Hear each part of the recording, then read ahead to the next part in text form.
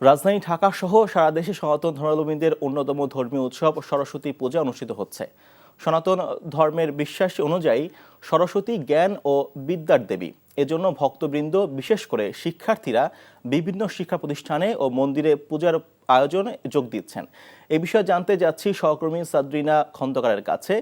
সাদরিনা, পূজার কি আনুষ্ঠানিকতা এখন হচ্ছে, এই মুহূর্তে সার্বিক অবস্থা কেমন দেখছেন?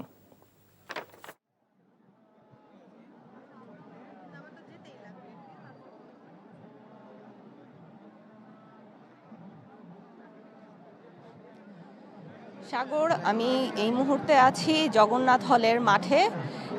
এটাই হচ্ছে ঢাকার মধ্যে সবচেয়ে বৃহৎভাবে সরস্বতী পূজা উদযাপন করে। সবাই, শিক্ষার্থীরা, অভিভাবকরা সবাই এখানে, যারা হচ্ছে ভক্তকুল রয়েছে, পূজা পালনের জন্য এসেছে।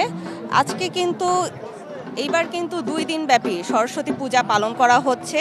এখনই কিছুক্ষণের মধ্যে 10টা 27-এর মধ্যে পূজার সময় শেষ হয়ে যাবে। শেষ মুহূর্তে সবাই দেবীর প্রতি শ্রদ্ধাঞ্জলি অর্পণ করছেন। তারপরে অঞ্জলি জ্ঞাপনের মাধ্যমে পূজা শেষ হবে। আর যারা নতুন শিক্ষার্থী, তাদের কিছুক্ষণের মধ্যেই হাতে খড়ি দেওয়া হবে। হাতে খড়ি দেওয়ার মাধ্যমে তাদের শিক্ষা জীবনের সূচনা হবে। এবারে সবার প্রত্যাশা যে হচ্ছে বিদ্যা এবং জ্ঞানের দেবীর আশীর্বাদে যেন জ্ঞান এবং সৃজনশীলতার আলো সবার মধ্যে ছড়িয়ে পড়ে। এইভাবেই সবাই প্রত্যাশা করছেন, দেবীর কাছে প্রার্থনা করছেন। সাগর, এই ছিল আমার কাছে সর্বশেষ।